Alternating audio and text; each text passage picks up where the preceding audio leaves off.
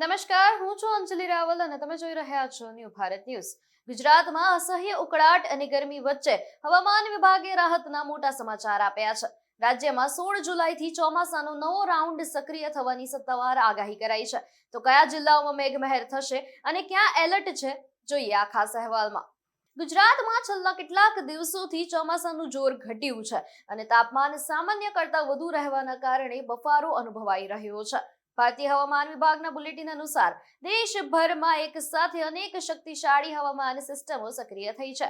ઉત્તર પશ્ચિમ બંગાળની ખાડી અને ઓડિશા પશ્ચિમ બંગાળના દરિયાકાંઠા નજીક એક મજબૂત લો પ્રેશર વિસ્તાર સર્જાયો છે, જેની સાથે જોડાયેલું ચક્રવાતી પરિભ્રમણ સમુદ્ર સપાટીથી 7.6 કિલોમીટર સુધી વિસ્તરેલું છે.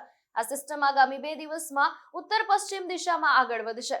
આ ઉપરાંત મોન્સૂન ટ્રફ જમ્મુ અને બરેલી થઈને બંગાળની ખાડી સુધી લંબાયેલી છે, જ્યારે દક્ષિણ પશ્ચિમ રાજસ્થાન પર પણ એક સાયક્લોનિક સર્ક્યુલેશન સક્રિય છે. હવામાન વિભાગના જણાવ્યા અનુસાર 19 જુલાઈથી ઉત્તર પશ્ચિમ ભારતમાં એક નવો પશ્ચિમી વિક્ષેપ એટલે કે વેસ્ટર્ન ડિસ્ટર્બન્સ સક્રિય થવા જઈ રહ્યો છે. આ તમામ સિસ્ટમોની અસર હેઠળ ગુજરાતમાં નીચલા સ્તરે દક્ષિણ પશ્ચિમ દિશાના ભેજવાળા પવનો સતત ફૂંકાશે, જે ચોમાસાની ગતિવિધિઓને ટેકો આપશે. જો કે આ નવી સિસ્ટમો છતાં ગુજરાત માટે રાહતના સમાચાર એ છે કે આગામી 22 જુલાઈ સુધી રાજ્યમાં ક્યાંય પણ ભારેથી અતિભારે વરસાદનું કોઈ એલર્ટ આપવામાં આવ્યું નથી. અમદાવાદ કેન્દ્રના અહેવાલ મુજબ બુધવાર સુધી રાજ્યના તમામ જિલ્લાઓમાં માત્ર છૂટાછવાયા સ્થળોએ હળવોથી સામાન્ય વરસાદી માહોલ જળવાઈ રહેશે.